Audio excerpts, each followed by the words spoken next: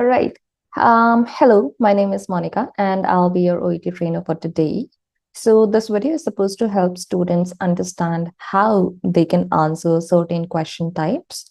And if you are somebody who already knows how to answer this question, you don't need to learn anything new about it, then you can just skip right ahead towards the end of this video where you are actually going to find the correct answer option lined out for you.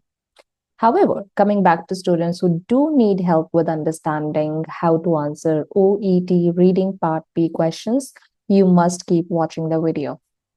Now, back to this question. I always suggest that before you answer a question and directly go to the paragraph, it's quite important for you to understand what kind of question it is and what it is asking you, because that can help you understand the reading technique you need to apply to that question.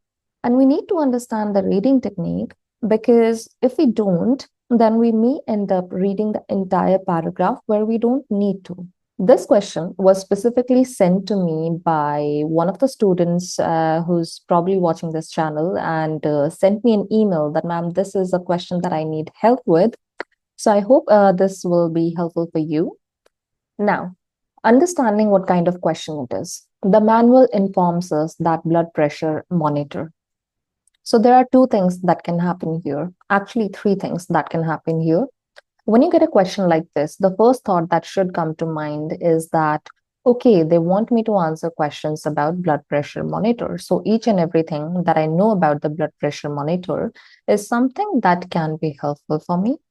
So what can happen is two or three things maybe.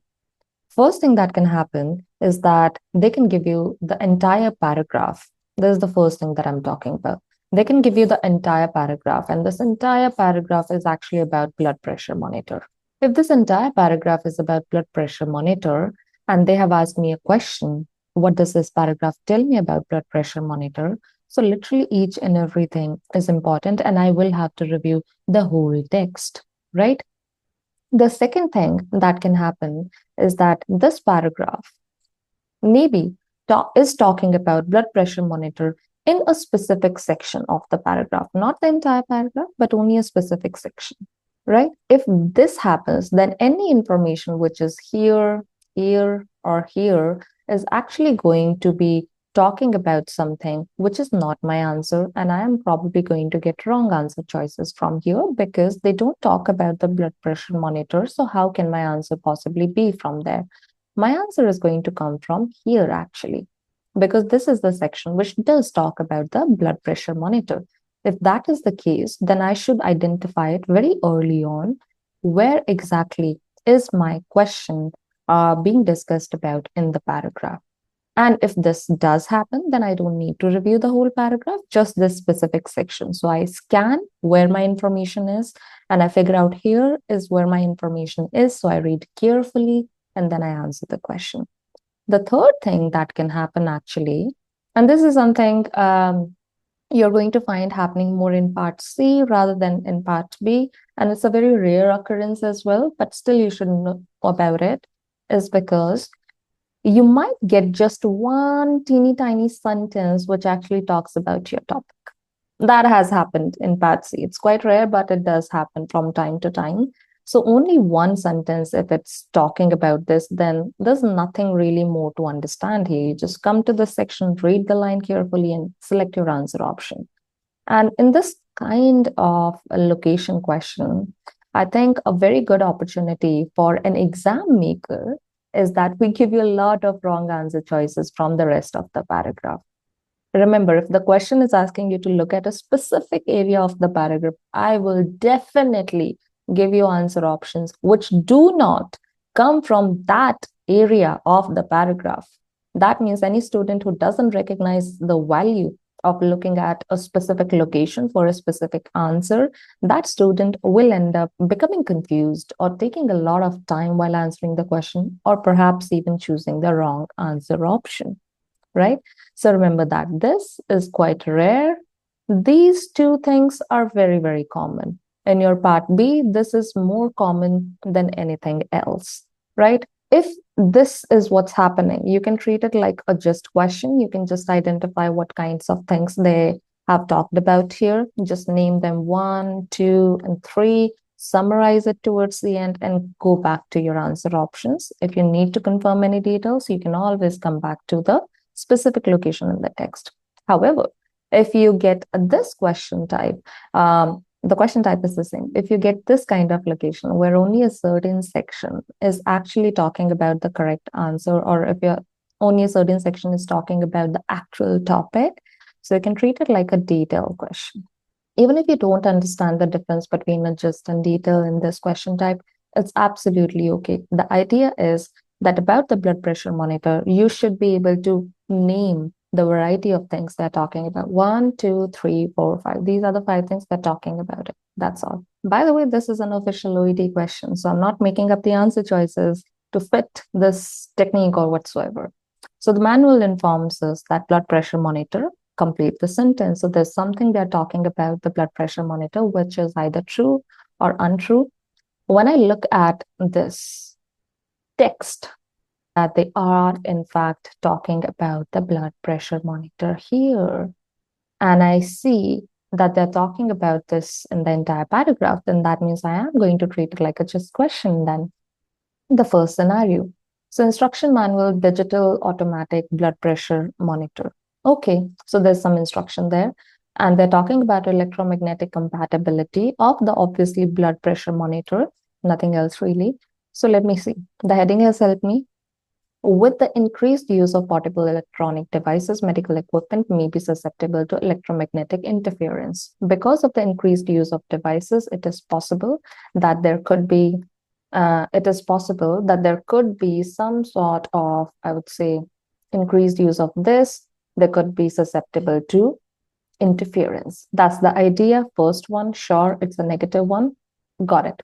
Then if this happens, then this can result in a potentially unsafe situation. Notice how I'm not really reading very, very carefully, just getting the gist of it, just getting the general idea. This is also negative. Susceptible, interference, potentially unsafe situation. So that's why, because this can happen, so we have tried to regulate the requirements of this with the aim of preventing. So we want to prevent these unsafe situations. Okay. Then what we have done, we have defined the level of immunity to this as well as maximum levels of this for medical devices. So this is something they have done. Okay, they have done something about the prevention. This medical device conforms. Now, when they're talking about this medical device, they're talking about the blood pressure monitor, digital automatic, right? Conforms to this, that means agrees with this, the standards they have just talked about here, right? For both immunity and for both emissions, because they have talked about this. Nevertheless, notice that when they are using the terms, although they are using the term, nevertheless, they're using the term, however, I want you to read that sentence that follows afterwards very, very carefully. Why? Because either they are going to make an emphasis on the same point they have been talking about so far, or they are going to come up with a new point. They have said that, listen, we have been doing this and this device actually is following this, but still, nevertheless, still pay attention to this particular area. So you can get either a right answer option there or a wrong answer option there. Who knows, right? So this is the fourth thing that I found out here. And nevertheless, care should be taken, still care should be taken to avoid the use of particularly this within this distance other devices generating strong electrical or electromagnetic fields. And I feel like they're talking about the same thing here.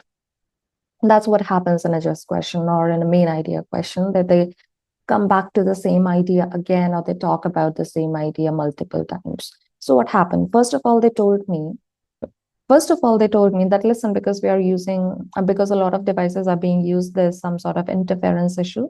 Devices can be interfered with, and that can lead to, so interference can happen. And because of the interference, there are issues.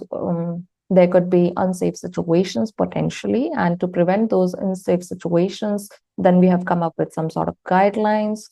Notice I'm not getting into too many details. I don't care about the details.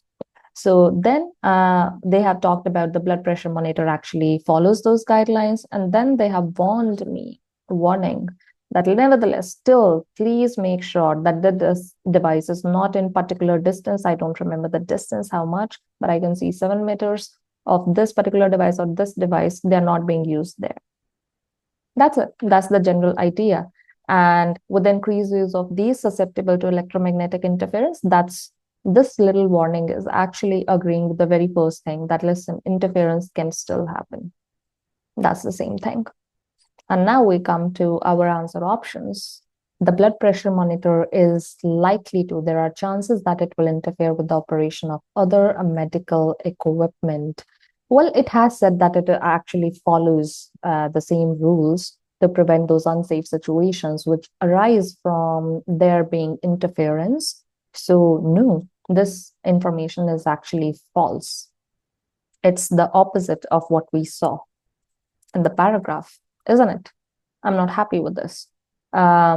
So the manual informs us that blood pressure monitor may not, there are chances that it might not work correctly in close proximity to some other devices. There is something, if there is interference, it might not work.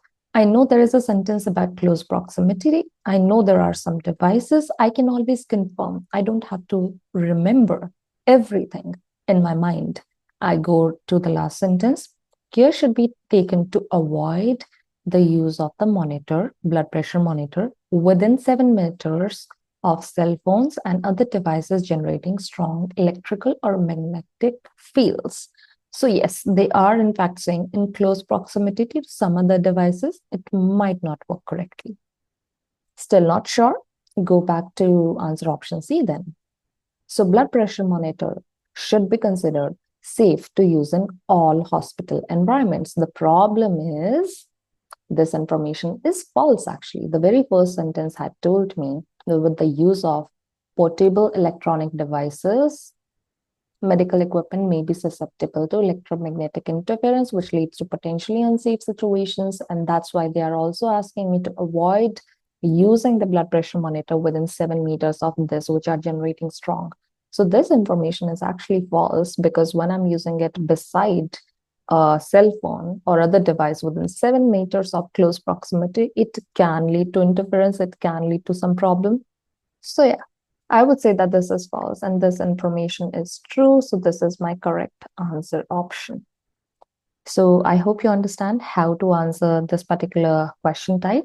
And if you've liked the videos so far and you want me to keep making more such videos, then please like, share, and subscribe to this channel. Also tell me what kinds of videos you would like to see more. So have an understanding and I can get to them right away.